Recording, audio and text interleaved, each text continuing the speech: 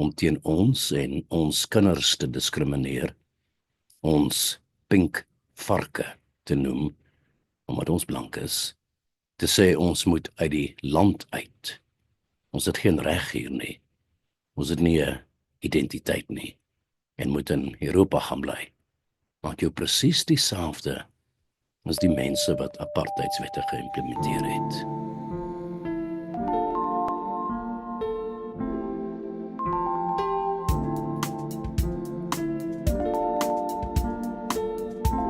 My gesprek met Willem Petzer oor die Afrikaner, die plek van die Afrikaner en die toekoms van die Afrikaner, het nogal reaksie uitgelok van 'n klompie mense, baie kritiek op myself, omdat ek met Willem gesels het. Mense wat sê dat Willem is verteenwoordiging van niks in Suid-Afrika nie, terwyl Willem vir my inligting stuur waarin hy duidelik laat sien dat hy nogal miljoene kyke ten minste kry op sy verskillende sosiale media kanale. Ek het onder andere ook 'n baie mooi brief ontvang wat iemand my na my e-pos toe gestuur het na aanleiding van my gesprek met Willem, 'n vrou met die naam van wat nie kritiek as sodanig gelewer het op my met betrekking tot die program nie, maar wat my die posisie van die Afrikaner probeer omskryf en duidelik maak. En ek het vir teruggeskryf en vir gevra of ek hierdie brief met julle kan deel. Goeiedag. Ek wil dit net onder die aandag bring dat alle blanke Suid-Afrikaners nie bevoorreg groot geword het, soos wat u impliseer nie. Ek wil myself as voorbeeld gebruik. Beide my oupas het by waterwese gewerk. My pa het 10 broers en susters gehad, na wie hy moes help omsien as die oudste. My ma was een van 9 kinders. Sy het nie gematrikuleer nie, aangesien my oupa nie kon bekostig om al 9 kinders op skool te hou nie. Uit die 9 het 1 gematrikuleer. My pa het ons grootgemaak met die woorde dat dit nie 'n skande is om arm te wees nie, maar dat dit wel 'n skande is om oneerlik en skelm te wees. Ek kom later terug na hierdie stelling. My ouers het niks gratis ontvang nie. Hulle het hard gewerk om te oorleef. My pa het kilometers kaalvoet geloop skool toe. Hy het nie skoene gehad nie. Ten spyte van omstandighede het hy presteer op skool. Na skool gewerk en self betaal om as landmeter te kwalifiseer. My ma was kassiere by 'n noodapteek, 12 uur skofte, heeldag op haar voete. Ons het 1 voertuig gehad. My ma het werk toe gestap. Daar was nie gratis behuising en sosiale befondsing of klein sakeondernemings befondsing vir hulle of ons, soos wat daar tans is vir ander rasse nie. My ouers het ook nooit minderwaardig opgetree of hulself beskou as slagoffers, omdat hulle groot geword het nie. Niemand blameer nie, ook van niemand gesteel nie. Ek het in 1996 gematrikuleer. Regstellende aksie was in 1994 geïmplementeer. Geen studiebeurse of werke vir blankes nie, wel vir ander rasse. My man het ook arm groot geword, ook niemand blameer of slagoffermentaliteit of gesteel nie.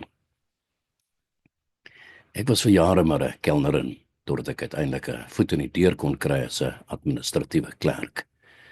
My man het 2 werke gehad. Beide van ons het hard gewerk om vir ons 2 kinders te sorg. Steeds nie ryk nie, op ouderdom 47 besit ek steeds nie 'n huis nie. Anders as ander rasse wat huise verniet kry by die staat, ons belastinggeld. Ek en my man het op verskillende stadiums ons ouers aan huis geneem om vir hulle te sorg. Ek het 'n broer en 'n suster. Ons het maar beurte gemaak om saam die finansiële las gedra. My man het 2 susters, dieselfde geval met hulle. Maar is blankes wat egter glad nie werk kon kry nie en baie slegter daaraan toe was as ons. My dogter tans 21 wil graag haar eie besigheid begin. Maar daar is net befondsing en hulp vir ander rasse. Ons het nie die finansies om haar te help nie.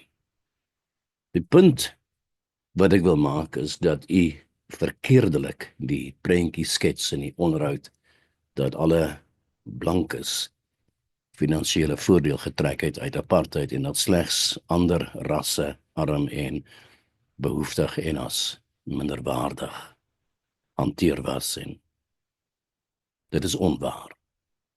Wat u nie noem nie, is dat daar blankes is wat geen voordeel getrek het nie en tans teen gediskrimineer word.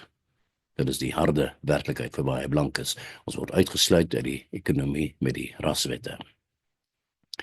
Tans is 50% matrikulante werkloos en blanke kinders is laaste op die lysie om werk te mag kry. Hier is geen toekoms vir ons kinders nie. Die steel kom in by die ANC-regering en al die korrupsie in alle staatsdepartemente. Geregverdig met slagoffermentaliteit uit apartheidsera. Alhoewel almal 51 jaar en jonger geen nadele ervaar het nie en nog net bevoordeel was. Ek is van mening dat 90% mense in die samelewing wonde het. Die lewe is nie maklik nie. Dit is elkeen se plig om hulle eie wonde te genees en niemand het die reg om op ander te bloei omdat hulle nie bereid is om hulle wonde te genees en kies om vas te klou aan die verlede en wat ook al die wonde veroorsaak het nie. My gevoel teenoor almal wat vandag oud is en minderwaardig gevoel het as gevolg van apartheid. Twee verkeerders maak nie reg nie. En om teen ons en ons kinders te diskrimineer, ons pink varke te noem, omdat ons blank is, te sê ons moet uit die land uit. Ons het geen reg hier nie. Ons het nie 'n identiteit nie en moet in Europa gaan bly. Maak jou presies dieselfde as die mense wat apartheidswette geïmplementeer het. Mense wat hierdie tipe gedrag en die raswette teen ons goed praat en hulle slagoffermentaliteit en minderwaardigheid aanmoedig, plaas rassehaat net verder aan.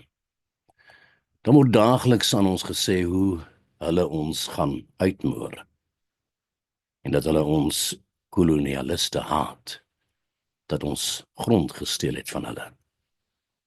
Hulle lewe in die verlede en linkse politici is die oorsaak. Hulle hou apartheid lewendig by die jeug.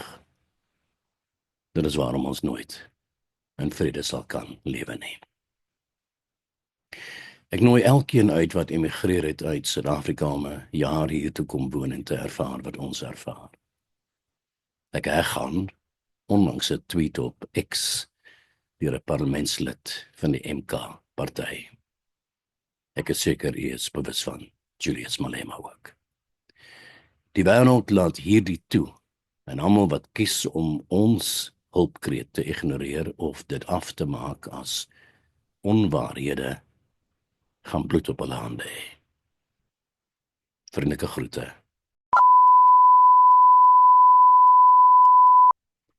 Dan heg sy die tweet aan wat uit die pen kom van 'n swart politikus en ek gaan kyk of ek die vinnig vir ons hier op die skerm kan kry. Ek het die tweet hier voor my, en ek so 'n bietjie moeite hê met die naam uitspreek. Dit is Andile Mngitama. Ek kan die meneer se naam nie goed uitspreek nie. Andile Mngitama. Sê dit nou maar. Jy sal beter weet.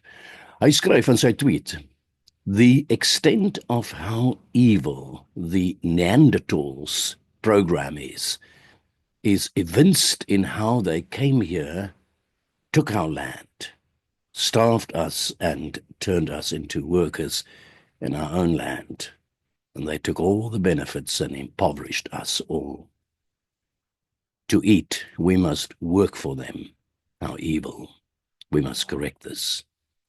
And then in a tweeted tweet, indeed, we shall kill back. The right to self-defense is a natural right.